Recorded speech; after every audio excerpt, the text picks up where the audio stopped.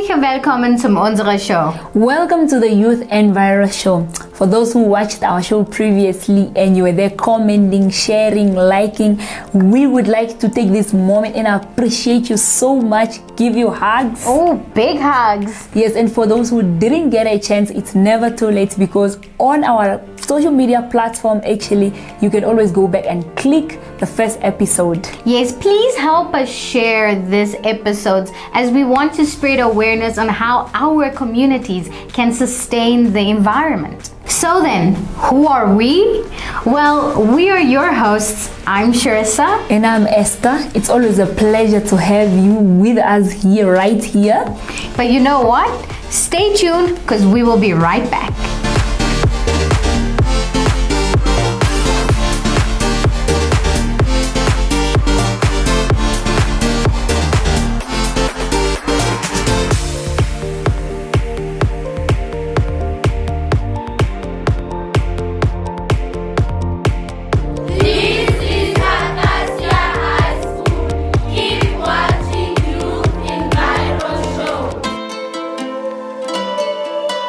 We did this. The wastelands, the acid rains, the sea is no longer blue.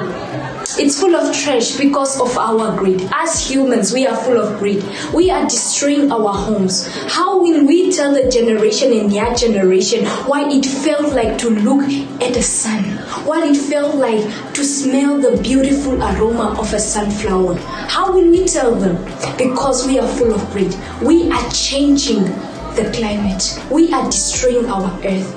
You and I, we need to make a change. We need to stand up and protect our earth. We can do better together.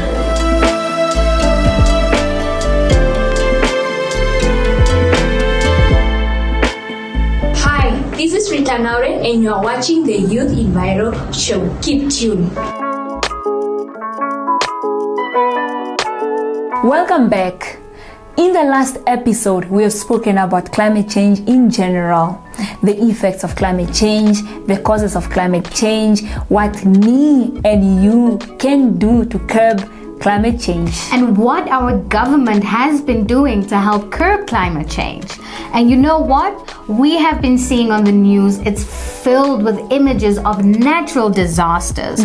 For example, like the USA is constantly experiencing wildfires in California, and a lot of people are being displaced. In addition to what Sharissa has just shared with us, in Australia, it has been happening the same. And this actually brings us to today's topic, which is climate change and migration. Before we actually dish out a lot of answers and examples and scenarios, we would like you to comment down below on our questions that we are about to pose, which is, how does climate change affect migration? Yes. And then Esther, what is migration actually? Migration is when organisms move from one place to another. That's what we call migration. Oh, but I would also like to add to that displacement. I mentioned the word displacement earlier.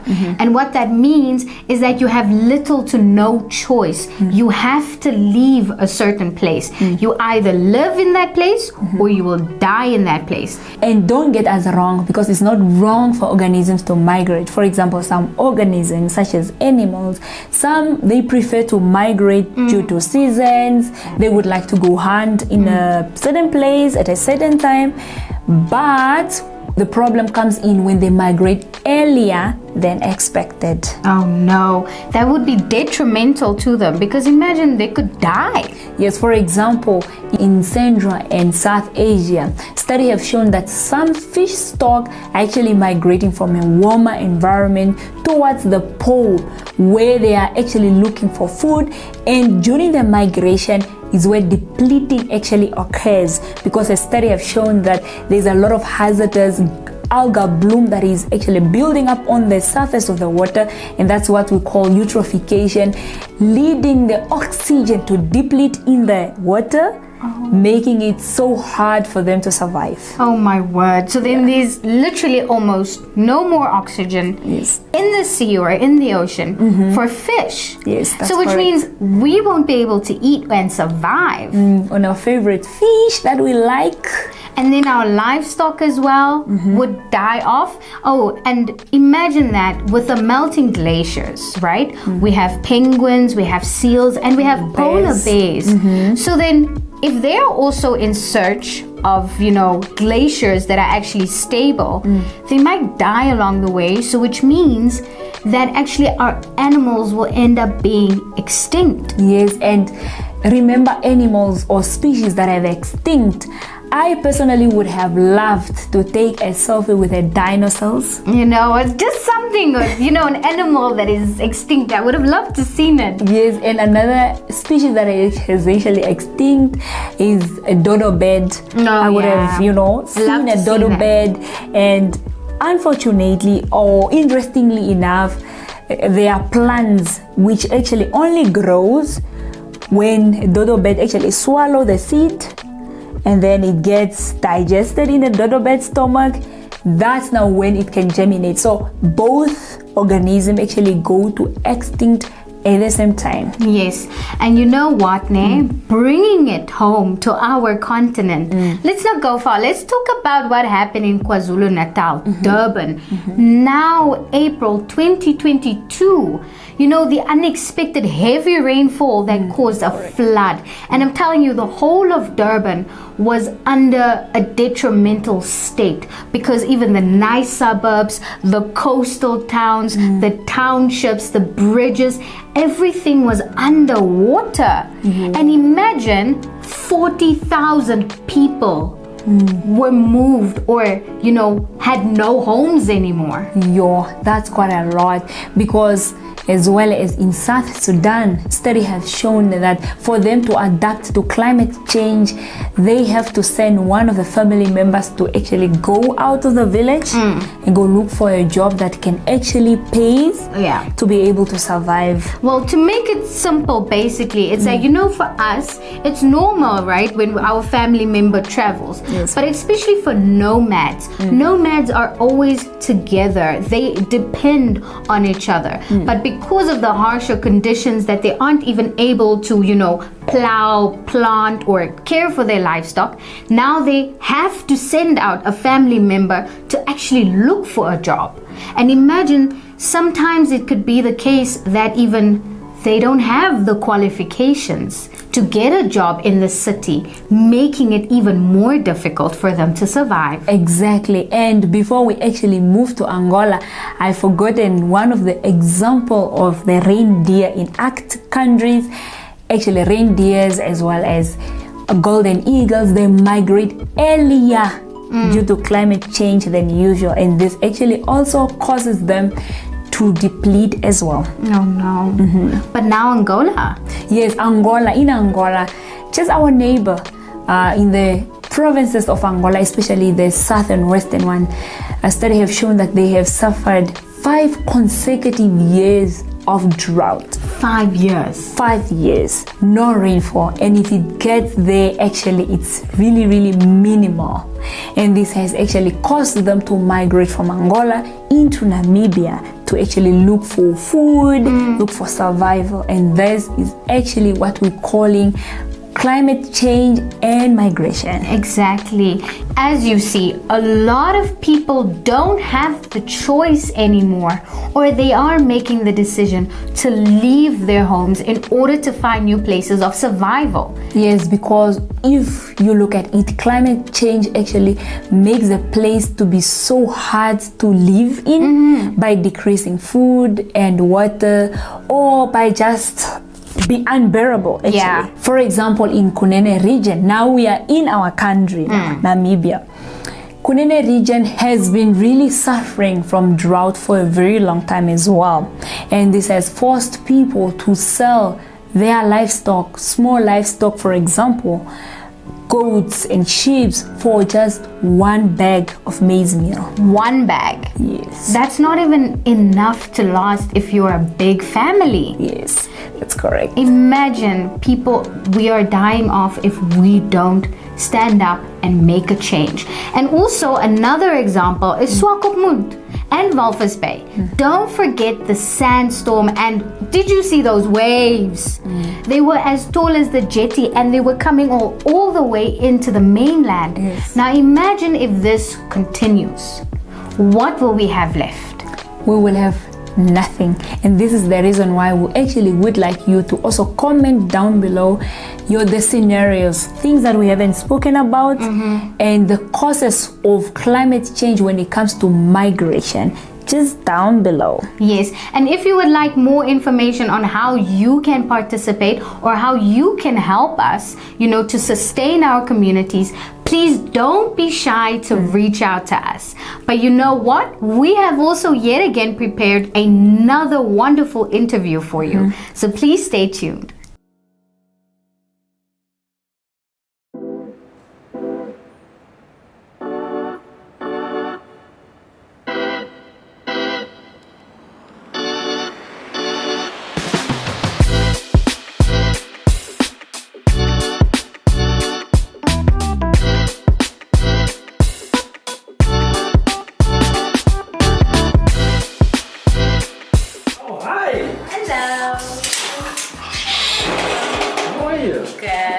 Great, good to see you. This way, please.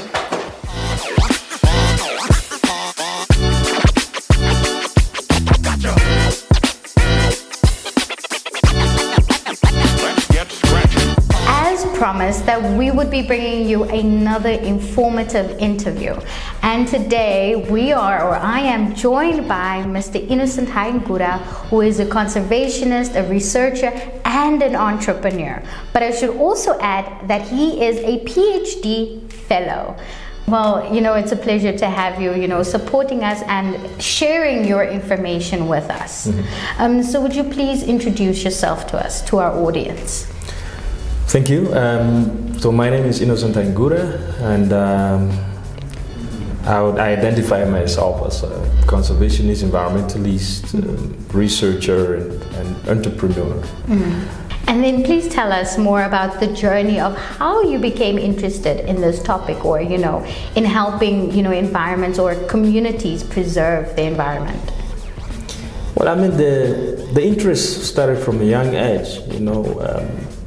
Growing up, you always kind of take issue with people just littering around and so on and so forth. And coming to university, of course, took interest in environmental related topics, and therefore studied something related to conservation, basically biodiversity management and environmental issues.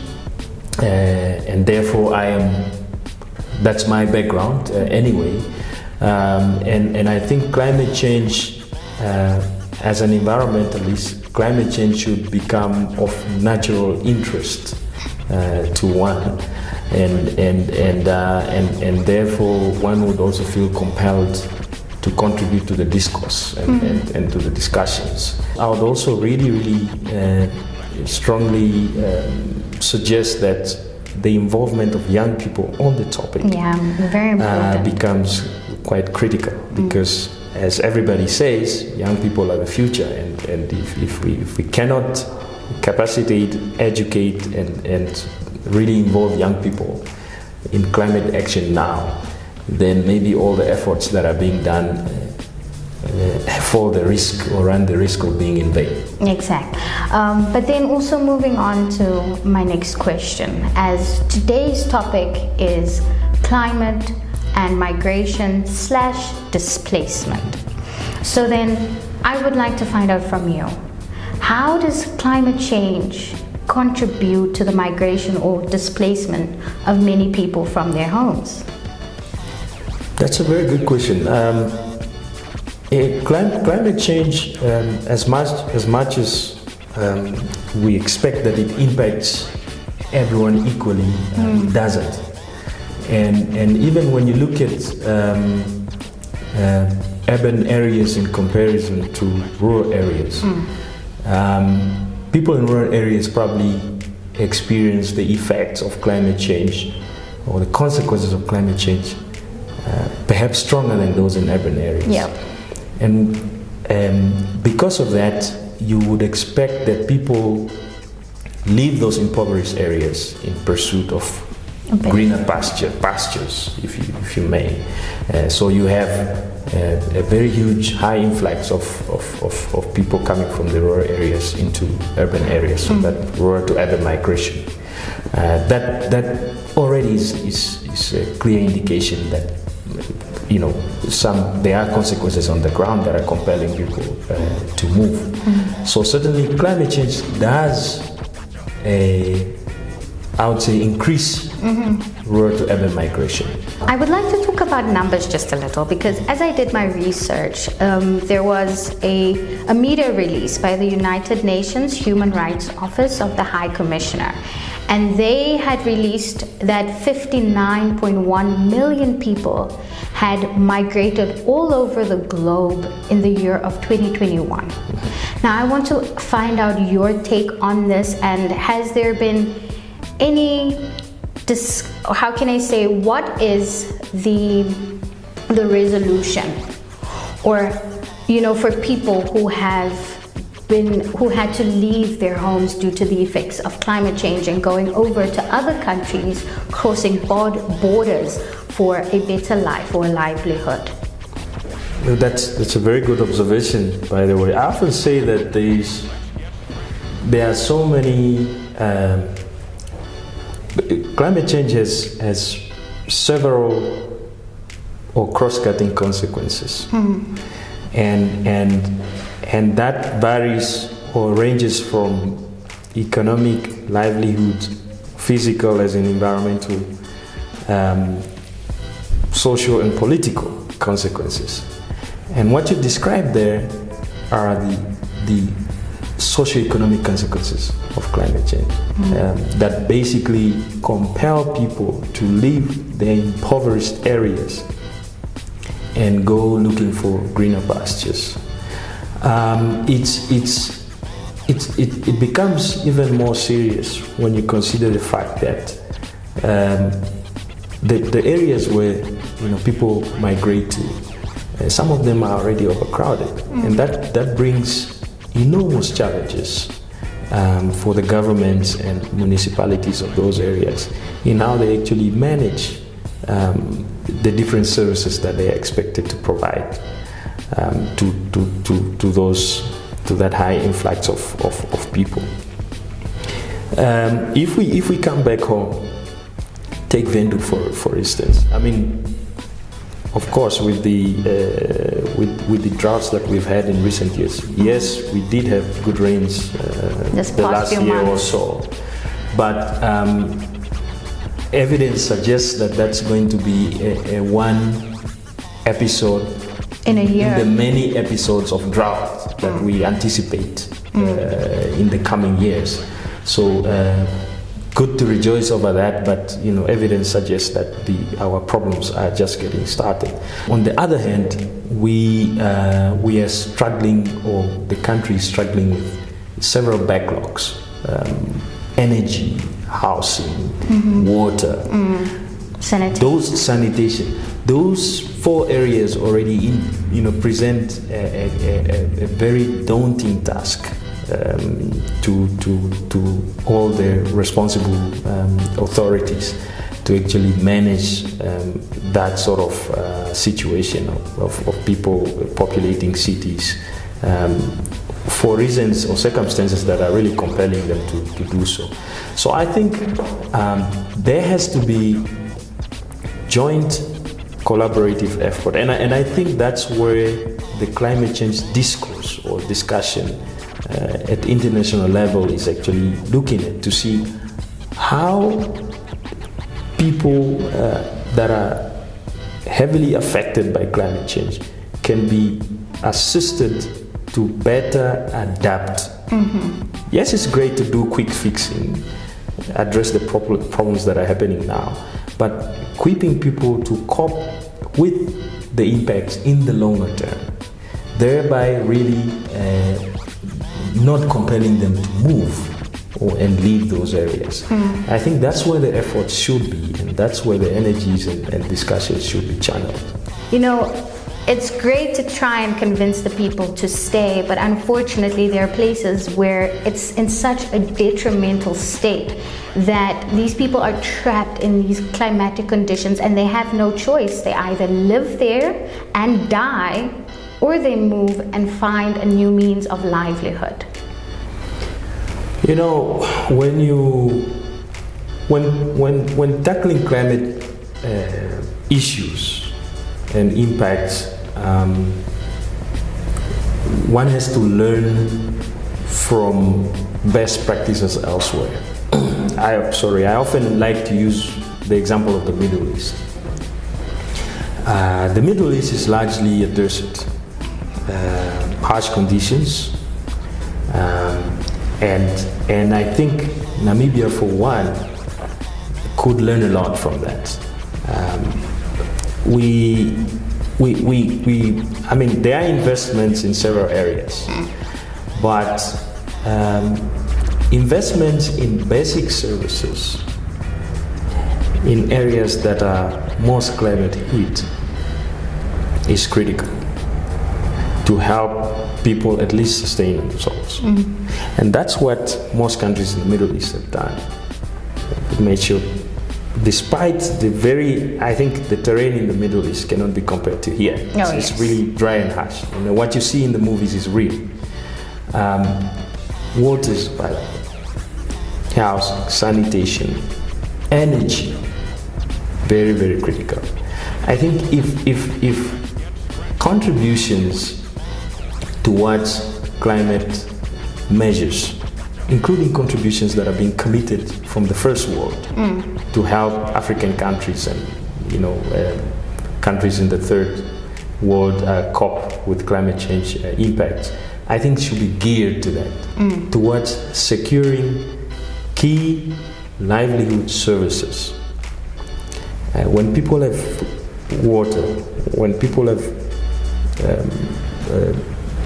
good sanitation, when people have electricity, often than not they can make do with those and not leave the area, because that unlocks several other opportunities. Yes. Well, with that said, this has brought us to the end of this very informative interview, and I really would like to thank you once more for making the time to sit down with us and sharing the information that you have. As I've said earlier, if you have any questions for us or Mr. Innocent, as he is the expert in this field, and you want to find out more, please don't hesitate to reach out to us via email, or send us a DM or comment on our Facebook and our YouTube page asking your questions. Well, for today, that's it, and we'll see you next time.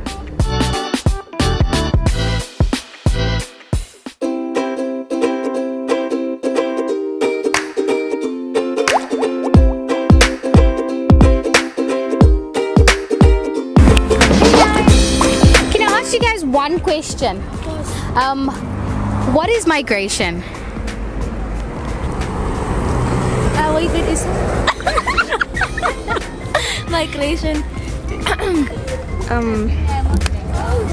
Like, I didn't do agriculture. Like, no, there's nothing to do with that. Just okay, basically. look. Like, like in the country, like people, like.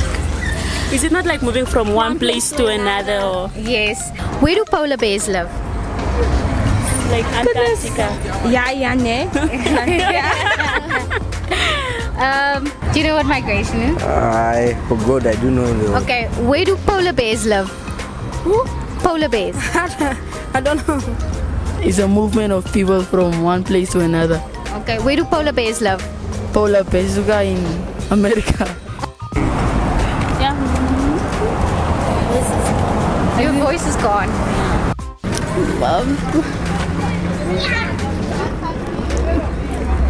Migration. It's when you move from one place to the other. I forgot what it is. Okay, where do polar bears live? Is it the east? Wait. In the cold area, wait. Really where? Atlantic. That's it. Okay. And what causes wildfires? Wildfire. Yeah. Wood. What causes wildfire? Is it not?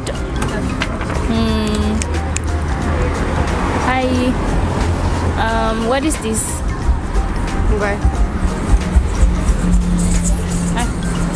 Not using like, what's it? The match carefully, like when you're done using, and then you throw it like that.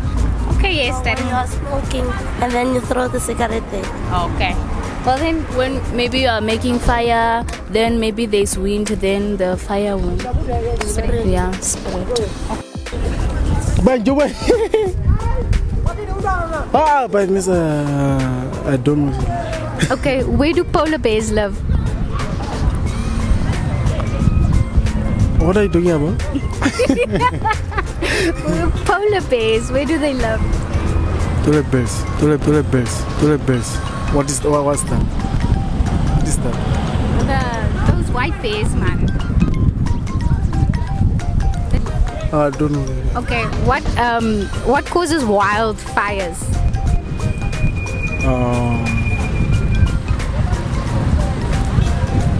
No, I don't. Excuse me?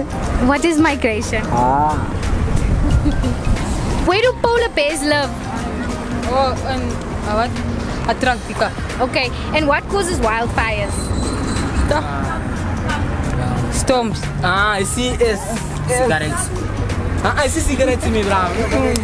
What is migration? I forgot. I forgot. Okay, no, where do polar bears live? In the water. Wildfires are caused by what?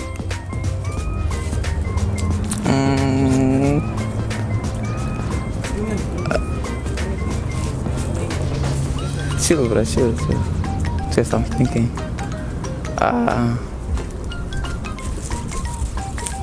It can be by human activities.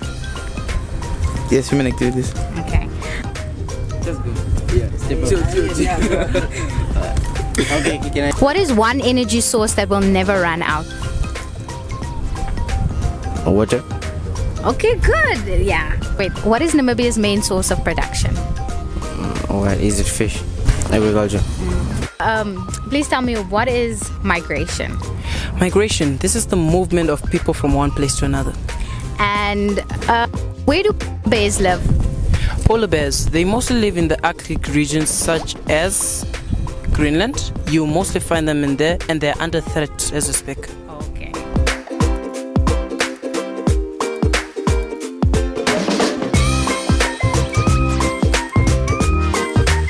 We hope that you had find that interview interesting, because we definitely have. Yes. It's very important to know all the facts and how we can help sustain our environment. Well, we sure can't wait to have you back next week, but also make sure that you are paying attention to the answers of our interviewees, because we will definitely be asking you questions based on their answers. Yes, so next week, in our next episode, we are going to talk about something sweet. Something nice. Yeah, something very nice and sweet. Like, it's not just sweet in if we are talking about it, but it tastes. It even tastes, Something even the that look tastes. of it. Yeah, and it's Wow. We're giving away too much. okay. Too much. So then definitely we'll check you around again next week Sunday. Same time, same place. Auf Wiedersehen. Bye. Washiwete.